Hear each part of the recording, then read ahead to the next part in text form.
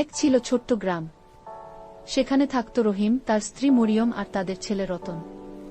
তারা খুব গরিব ছিল, ঘর ভাঙা, জামা পুরনো আর খাবারও অল্প। তবু তাদের মন ছিল ভরপুর ভালোবাসায়। আম্মা, অনেক খিদে লাগছে, তাড়াতাড়ি ভাত দাও। ভাত ভাত কই পামু? তোর বাপ তো অসুস্থ, হিজা ঘরে পইরা আছে। কাম করতে পারে নাই, তাই রোজগারও নাই। চাল কিনতে পারে নাই, ভাত কোত্থেকে রান্না করবে? যা, আজকে না খাইয়া শুইয়া পড়। আম্মা, আমি না খেয়ে থাকতে পারবো না। সেই সকালবেলা ভাত খাইছি, এখন খিদায় আমার পেট জ্বলতেছে। তাড়াতাড়ি ব্যবস্থা করে ভাত দাও আমারে। আহারে, আমার পোলাডা না খাইয়া কত কষ্ট পাইতেছে। কিন্তু কি করমু, ঘরে তো কিছুই নাই। যাই দেখি পাশের বাড়ির ভাবির কাছ থেকে কিছু চাল ধার আনতে পারি কিনা। ভাবি আমারে কিছু চাল দেন। রতনের বাপের তো অসুস্থ, কাজ করতে পারে নাই, তাই চাল কিনে আনতে পারে নাই। কিনে আনলে পরে দিয়ে দিমু। ছেলেটা না খাইয়া আছে, খাবার চাইতেছে, রান্না করে তারে ভাত দিমু। ভাবি, আপনি তো এর আগেও অনেকবার চাইল নিচেন আমার কাছ থেকে ধার, কিন্তু সেটা আর ফেরত দেওয়ার নাম নেন না। আমি আর চাল দিতে পারুম না। ভাবি, একটু দয়া করুন, আপনি যদি চাল না দেন তাহলে কিছু রান্না করতে পারুম না। আমার পোলাটা না খাইয়া কষ্ট করতেছে, একটু দয়া করুন। হইছে, বুঝছি, তুমি কিছু না লইয়া যাইবা না। ঠিক আছে, সকালবেলার কিছু ভাত আছে, সেগুলি নিয়া যাও। আমি চাল দিতে পারুম না।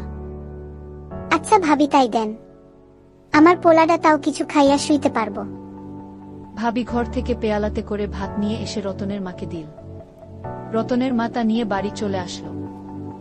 রতন, এই যে তোর লাইগা ভাত রাখছি, তাড়াতাড়ি খাইয়া শুইয়া পড়। ঠিক আছে আম্মু, খাইতেছি, খিদায় পেট জ্বলতেছে। রতন খাওয়া শুরু করবে, ঠিক সেই মুহূর্তের বাইরে থেকে কে যেন কান্নাকাটি করছে আর খাবার চাচ্ছে।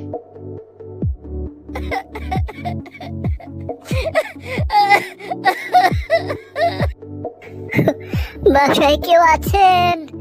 আমারে চারটা ভাত দিবেন, আমার অনেক খিদা লাগছে। আমি 2 দিন ধরে কিচ্ছু খাই না। আম্মু, কে এমন কান্নাকাটি করতেছে? বুঝতাম পারতাছি না তো, এই রাইতের বেলাকে এমন কান্নাকাটি করতেছে। আল্লাহই জানে, না জানি কত বড় বিপদে পড়ছে। চল চল গিয়ে দেখি তো।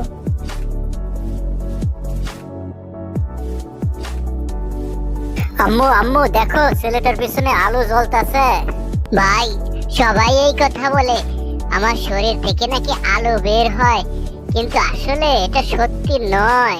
তা বাবা, তুমি রাইতের বেলা একলা একলা ঘুরে বেড়াইতেছো কেন? তোমার মা বাপ কই?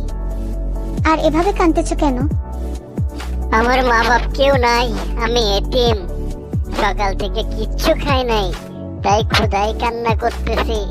আমারে কিছু খাবার দেন। ঠিক আছে বাবা, তুমি কান্না কইরো না। যার কেউ নাই তার আল্লাহ আছে। চলো, আমাদের ঘরে যা আছে তাই সবাই মিলে মিশে খাইবো। রতনের মার কথা শুনে ছেলেটি খুশি হল। এরপর তারা সবাই ঘরের ভিতরে গিয়ে খাওয়া দাওয়া শেষ করে শুয়ে পড়ল। সকালে রতন যখন ঘুম থেকে উঠল, তখনই ঘটল আশ্চর্যজনক ঘটনা। আম্মু আম্মু, দেখো কি আশ্চর্য ঘটনা ঘটে গেল। আমাদের বাড়ি রাজার বাড়ি হয়ে গেছে। যেখানে ঘুমিয়েছিলাম সেই ভাঙ্গা বাড়ি এখন রাজার বাড়ি হয়ে গেছে। আম্মু আম্মু, তাড়াতাড়ি ওঠো। আচ্ছা, তোর সাথে যে পোলারা ঘুমাইয়া ছিল সে কি গেল?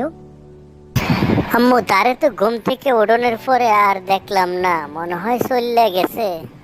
ওই পোলা কোন সাধারণ মানুষ না, তার অলৌকিক শক্তি আছে, যার কারণে সে আমাদেরকে এত কিছু দিয়ে গেছে। সে আমাদেরকে সামান্য ভাত চেয়ে পরীক্ষা করেছে। আল্লাহই সবকিছু করে, আল্লাহ সবকিছু দেয়। আসলে আমাদের কিছু করার নাই, আল্লাহ অলৌকিক বালকের মাধ্যমে আমাগরে এত সম্পদ দিচ্ছে। কারো বিপদে হাত বাড়িয়ে দিলে আল্লাহ আপনার পথ চলাকে সহজ করে দেন এবং দুনিয়া ও আখিরাতে এর উত্তম পুরস্কার দান করেন।